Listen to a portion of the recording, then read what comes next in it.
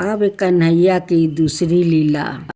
एक दिन कान्हा को एक नई लीला सूझी।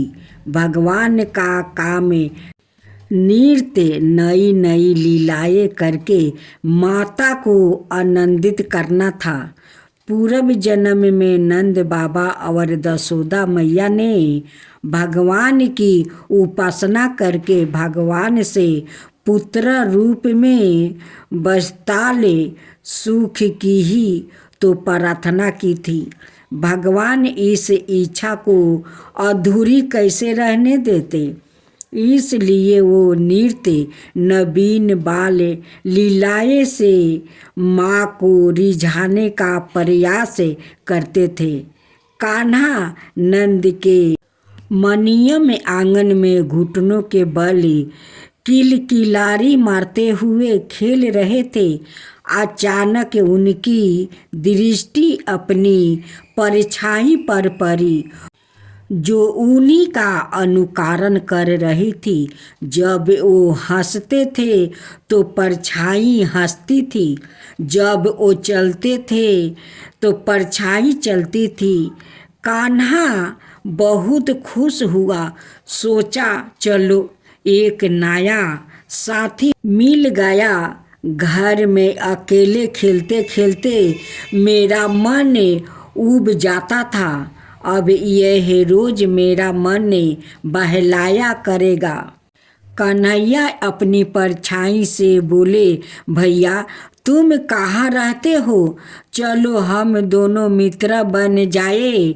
जब मैं माखन खाऊंगा तो तुम्हें भी खिलाऊंगा, जब दूध पीऊंगा तो तुम्हें भी पिलाऊंगा। दाऊ भैया मुझसे बड़े हैं, इसलिए वो मुझसे लड़ जाते हैं। तुम मुझसे लड़ना नहीं, हम लोग खूब प्रेम से रहेंगे। देखो ना, यहाँ किसी भी चीज़ की कोई कमी नहीं है। तुम्हें जितना भी माखन मिश्री चाहिए मैं तुम्हें भैया से कहकर दिला दूंगा। आओ हम दोनों आपस में गले मिल लेते ताकि आज से मित्रता पक्की हो जाए। इस प्रकार कहते हुए कन्हैया बार बार अपनी छाया को पकड़ने का प्रयास करने लगे। बार बार आगे पीछे जाते, इधर उधर घूमते, किंतु परछाई किसी की पकड़ में आई है कि कन्हैया की पकड़ में आती। जब थक कर हार गया, किसी प्रकार भी ना पकड़ सके तो दुखी हो गया। शाम को दुखी होने पर परछाई भी दुखी दिखाई देने लगी। अपने लाला का मुखरा मलिन देखकर दशोदा मैया नजदीक आ गई। ध्यान से उन्होंने कन्हैया की तरफ देखा। कन्हैया की आंखें डबडबा आई, उनमें आंसू भर गया। वो उनका आंचल पकड़ कर सुबुक सुबुक कर रोने लगे। माँ ने पूछा, कन्हैया तुम्हें क्या हो गया है? तुम क्यों रो रहे हो? श्री कृष्णा ने माता को अपना प्रतिबिंब देख कर माता बदल दी। श्री कृष्णा बोले, मैया मैया यह कौन है? यह लोभवश तुम्हारा माखन चुराने के लिए घर में घुस आया है। मैं बार बार माना करता हूँ और यह मानता ही नहीं। मैं क्रोध करता हूँ तो यह भी क्रोध करता है। मैया आओ ना, हम दोनों मिलकर इसे बाहर कर दे, नहीं तो यह तुम्हारा सब माखन खा जाएगा। मैया कन्हैया के इस बोलपन पर मूर्ध हो गई और कन्हैया के आंसू पोंछकर उन्हें गोद में ले लिया। अब कन्हैया का तीसरा लीला। गोकुल में चारों तरफ आनंद ही आनंद छाया रहता था। वहाँ के निवासी श्री कृष्णा की बाल सुलभ लीला देखते नहीं आघाते थे और श्री कृष्णा नृत्य नृत्य लीलाएं से सबको आनंद में सराबोर करते थे। नंद बाबा के भाग्य का तो कहना ही क्या था। उनके सौभाग्य को देखकर बड़े बड़े तपस्वी ऋषि मुनि भी सराहना करते थे।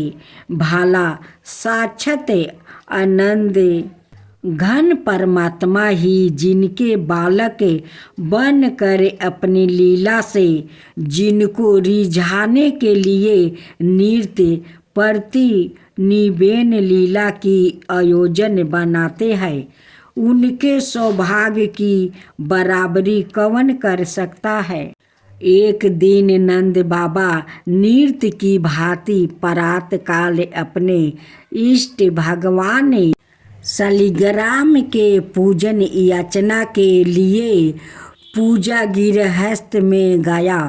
कन्हैया भी नवीन लीला करने के उस उद्देश्य से छिप कर उनके पीछे पीछे लग गए।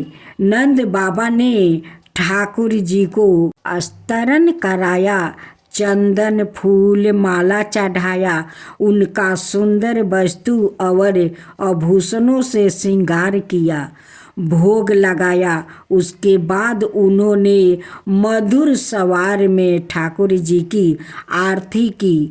फिर आंख बंद करे ठाकुर जी से उन्होंने प्रार्थना करते हुए कहा, दीनानाथ, कन्हैया के सलौने मुखरा और मधुर चितवन में मुझ पर जादू सा कर दिया है।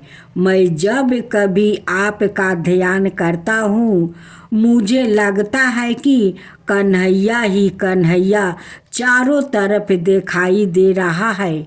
उसे छोड़कर मुझे संसार की सारी वस्तुओं भूल गई है। चलते फिरते उठते बैठते मुझे सारा संसार कृष्णामय लगता है। मुझे लगता है कि मैं पूजा पाठ सब कुछ भूलता जा रहा हूँ। प्रभु, यदि मुझसे कुछ भूल हो गई हो तो मुझे क्षमा करना। यह कहकर नंद बाबा ने ठाकुर जी को बार बार दंडवत किया, फिर ध्यानस्थ होकर बैठ गया। गोपाल अभी छिप कर दूसरे से नंद बाबा की पूजा देख रहे थे। जब उन्होंने देखा कि बाबा ने आंखें मूंद ली है, उनके मन में एक नया खेल सूझा। वो धीरे धीरे पैर दबा कर अपने बाबा के पास पहुँचे ताकि उनकी आहट सुनकर बाबा का ध्यान ना टूटे। वो थोड़ी देर तक चुपके से ठाकुर जी के पास बैठकर टकटकी लगाए उन्हें देखते रहे। फिर ठाकुर जी को सिंहासन से उठाकर अपने मुख में रख लिया और धीरे से अपने स्थान पर आकर लेट गया। इधर जैसे ही नंद बाबा का ध्यान टूटा, सामने सिंहासन से ठाकुर जी को गायब पाया। उनके आश्चर्य का ठिकाना ना रहा। सोचा, अभी अभी तो मैंने पूजन करके ठाकुर जी को सिंहासन पर पधराया था, वो अचानक कहाँ चले गए। नंद बाबा घबरा कर चिल्ला उठे, नंद रानी, और नंद रानी तू कहाँ है? जल्दी आओ, आज तो महान आश्चर्य हो गया है। अभी अभी मैं ठाकुर जी को उनके सिंहासन पर पधार कर उनका ध्यान कर रहा था। अचानक वो पता नहीं कहाँ गायब हो गया। कहीं तुमने तो उन्हें उठा कर कहीं नहीं रख दिया। अचानक उन्होंने देखा कि उनका प्यारा लाडला कन्हैया ठाकुर जी को अपने मुख में रखा हुआ मंद मंद मुस्कुरा रहा है। वो कन्हैया को डांटते हुए कहने लगे, नटखट, तुमने ठाकुर जी को मुख में रख लिया है। तुम इनकी महिमा को क्या जानो? यह साक्षात मेरे प्रभु है। तुमने इन्हें मुख में रख कर इनका अपमान किया है। चलो उठो, जल्दी से इन्हें मुझे दे दो और प्रणाम करके इनसे क्षमा मांगो। कन्हैया ने बाबा की आज्ञा मान कर वैसा ही किया। धन्य है कौतुकी प्रभु ओ दिव्या लीला। अब कृष्णा के चौथा लीला। एक दिन की बात है, यशोदा मैया गोपियों के साथ कन्हैया की बाल सुलभ लीलाओं की चर्चा कर रही थी। खेलते खेलते अचानक कन्हैया की दृष्टि चंद्रमा पर पड़ी। उन्होंने पीछे से आकर यशोदा मैया का घूंघटा उतार लिया। अपने कोमल करों से उनकी चोटी पकड़कर खींचने लगे और बार बार पीठ थपथपाने लगे। श्री कृष्णा बोले, माँ मैं लूँगा। जब मैया के समझ में बात नहीं आई तो श्री कृष्णा को गोद में ले लिया और पूछा, लाला तुम्हें क्या चाहिए? साफ साफ बताओ। तुम्हें दूध, दही, माखन, मिश्री जो चाहोगे सब मिलेगा। अब मान भी जाओ, रूठो मत। श्री कृष्णा ने कहा, घर की वस्तु नहीं चाहिए। उन्होंने अंगुली दिखाकर चंद्रमा की ओर संकेत किया और कहा, वो चाहिए। गोपियाँ बोली, ओ मेरा बाप, यह कोई माखन का लोदा थोड़े है। हाय हाय, यह मैं कैसे दूंगा? यह तो प्यारा प्यारा हंस है जो आकाश सरोवर में तैर रहा है। श्री कृष्णा ने कहा, मैं भी तो खेलने के लिए उस हंस को ही मांग रहा हूँ। शीघ्रता करो, पार जाने के पहले ही उसे ला दो। यशोदा जी ने कन्हैया को गोद में उठा लिया और कहा, कन्हैया, यह ना तो राजहंस है और ना चंद्रमा। यह माखन का लोदा है, किंतु तुम्हें देने योग नहीं है। देखो ना, इसमें काला काला विष लगा हुआ है, इसलिए इसे कोई नहीं खाता। श्री कृष्णा ने कहा, मैया मैया, इसमें विष कैसे लग गया? यशोदा जी ने कन्हैया को गोद में लेकर कथा सुनाना आरंभ किया। यशोदा ने कहा, लाला, एक क्षीर सागर है। कृष्णा, वो कैसा है? मैया, यशोदा बेटा, यह तुम दूध देख रहे हो ना, इसका एक समुंदर है। श्री कृष्णा, मैया कहती, गायों ने दूध दिया होगा तब समुंदर बना होगा। श्री कृष्णा कहा, मैया तू मुझे बहला रही हो। भाला बिना गाय के भी दूध कहीं होता है? दशोदा जी ने कहा, जिस भगवान ने गायों को बनाया वो बिना गायों को भी दूध बना सकते हैं। श्री कृष्णा, अच्छा ठीक है, आगे कहो। दशोदा जी ने कहा, एक बार देवता और दैत्यों में युद्ध हुआ। दैत्य बलवान था, वो बार बार देवताओं को हरा देता था। भगवान ने देवताओं को अमर बनाने के लिए क्षीर सागर को माथा मंदिराचल की मथनी बनी और वैसुकी नाग की रस्सी बनाई गई। एक तरफ देवता लगे और दूसरी तरफ दैत्य। श्री कृष्णा जैसे गोपियों दही माथती है। दशोदा बोली, हाँ बेटा, उसी से कालकूट नाम का विष पैदा हुआ। श्री कृष्णा कहते हैं, माँ, विष तो सांप में होता है, दूध में कैसे निकला? दशोदा बोली, बेटा, वही विष भगवान शंकर ने पी लिया था।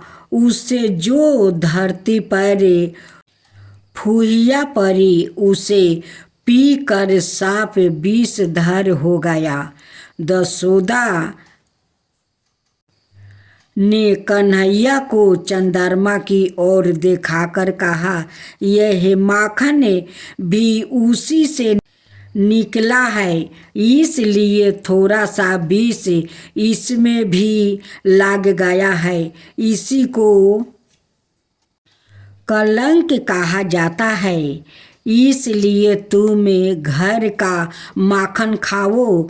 इस माखन को पाने के लिए भूल कर भी मत सोचना।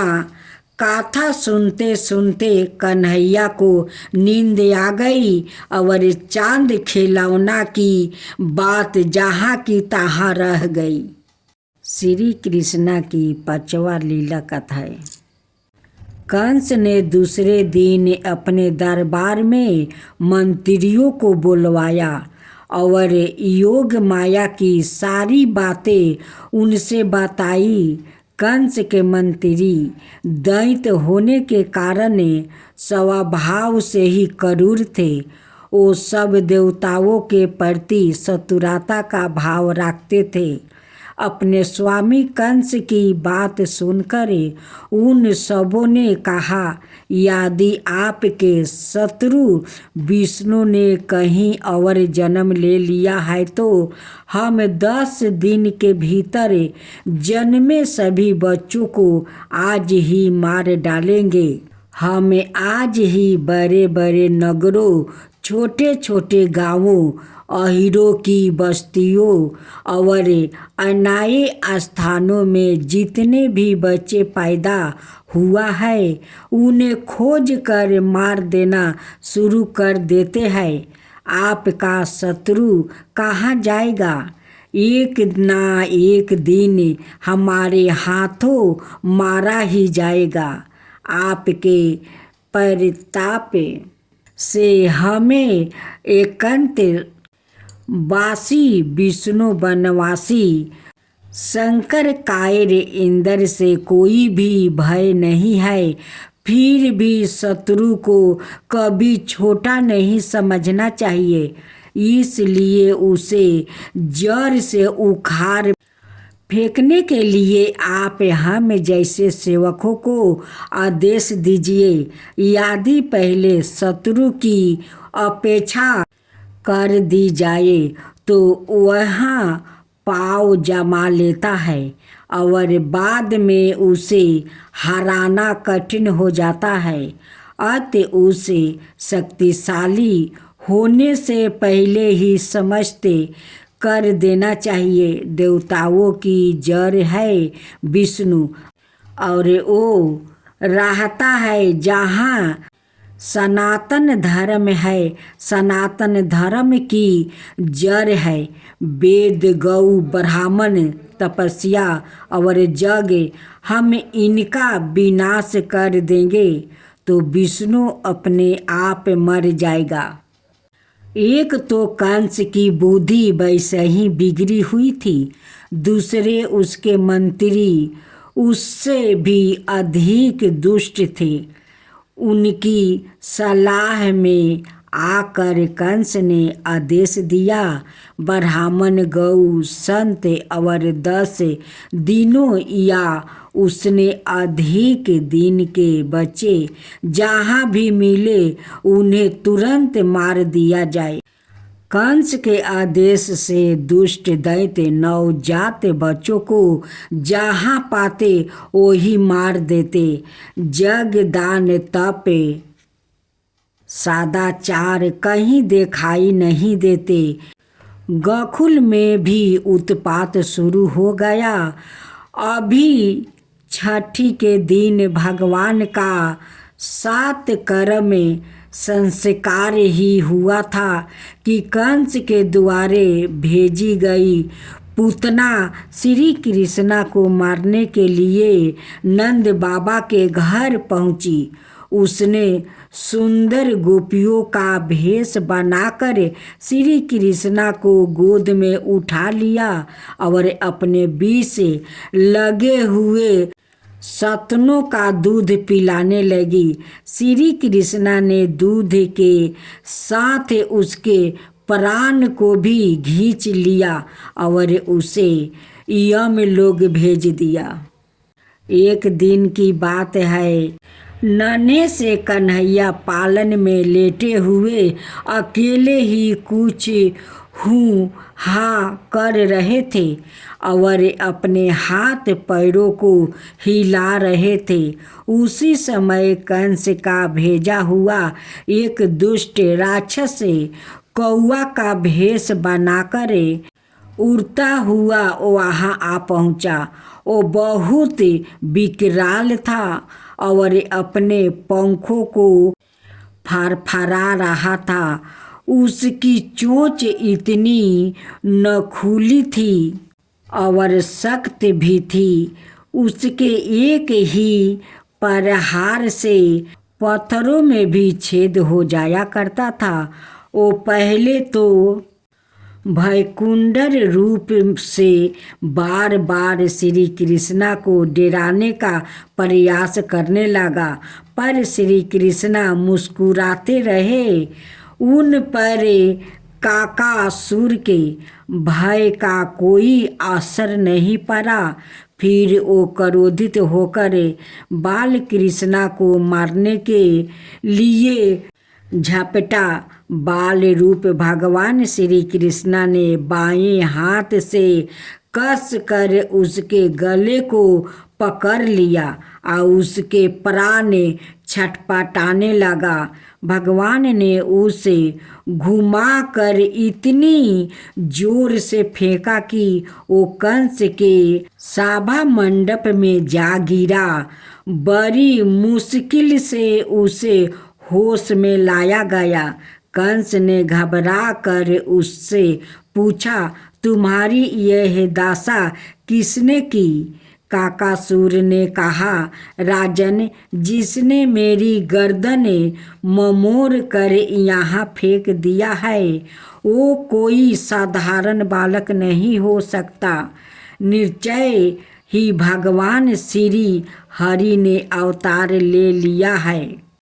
कृष्णा और बलिराम की कहानी।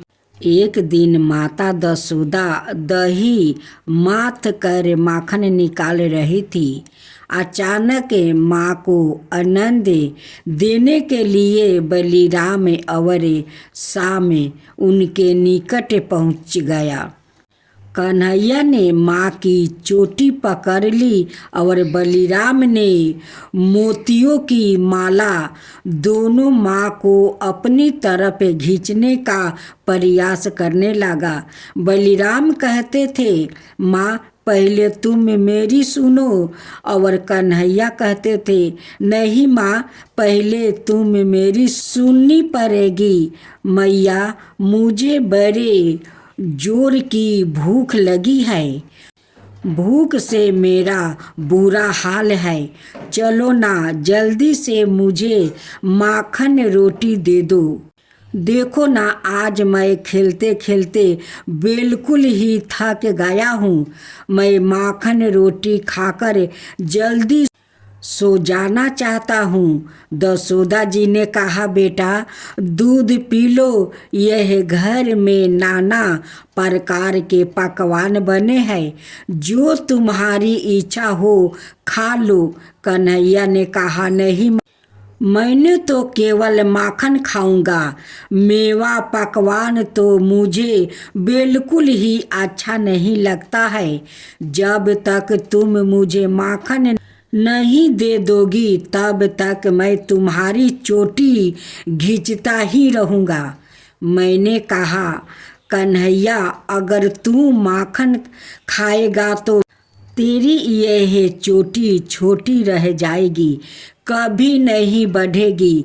कन्हैया ने कहा, माँ तू दाऊ भैया को तो कभी माना नहीं करती।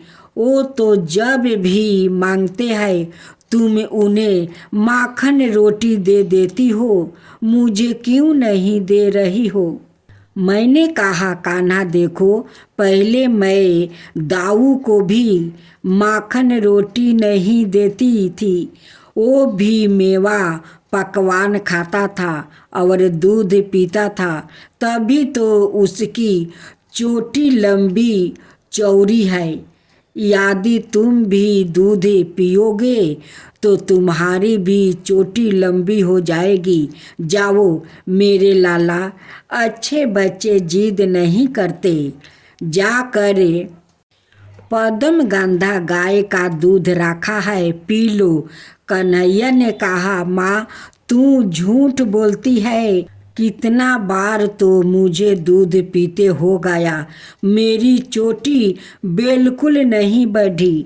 आज तुम्हारा बहाना नहीं चल सकता है, तुम्हें मुझे माखन रोटी देना ही पड़ेगी।